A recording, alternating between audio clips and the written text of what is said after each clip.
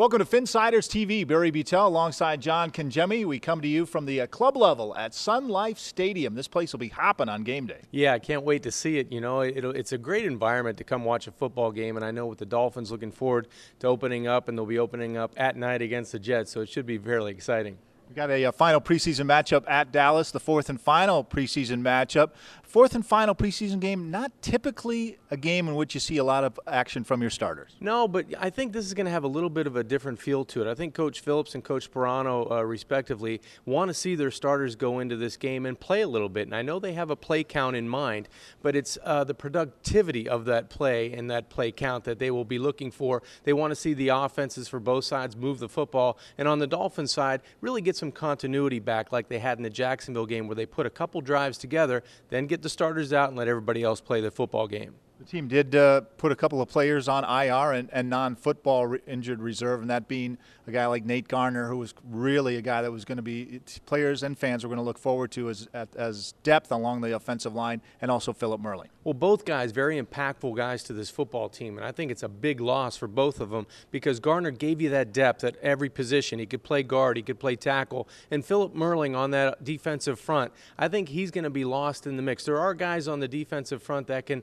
play his position, but I think this was a special year for him, and it was a shame they never got an opportunity to get out on the football field. Albeit a preseason matchup, there are some storylines away from the game, and that being Jeff Ireland, Tony Sperano returning to Dallas, and a few players as well. Yeah, Anthony Fasano, Lusaka Polite, a lot of guys getting a chance to go back, and I don't think it'll be a warm and fuzzy because they've never been to this stadium, a brand new place to see.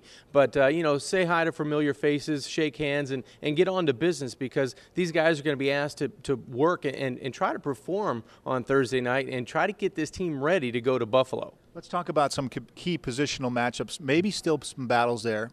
Is there one at center? I don't think so. I think the coaching staff and Coach Sperano has made that decision. We don't know what that is yet, but I think that decision has been made regardless of how they play. I think if both of them keep competing, they're very even right now. So wherever, which way you go, I think they're going to be okay at center, but I think it's going to be Jake Grove in the long run. There really wasn't much competition at that free safety spot. Looks like Chris Clemens has it. Yeah, and I think he's done a pretty good job. He hasn't been asked to do a whole lot in the defensive secondary, but as Coach Sperano alludes to, every time you talk with him and his name comes up, not a lot of mistakes out of that position. He likes the open field tackling he's seen on special teams and in that secondary, so I think it's been pretty secure there. Wide receiver, looks like two spots. Is Marlon Moore in the group? I think so. He showed a lot of burst to me at home last week. I think he did a good job running the reverse, did a nice job on special teams, but Patrick Turner as well as Roberto Wallace still in the mix there, and I think it's going to come down to productivity in this game as well as special teams to see who lands that fourth and fifth position. And finally, Channing Crowder not playing in the game on Thursday evening. This means Tim Dobbins gets another start. Well, this is a little bit of a scary situation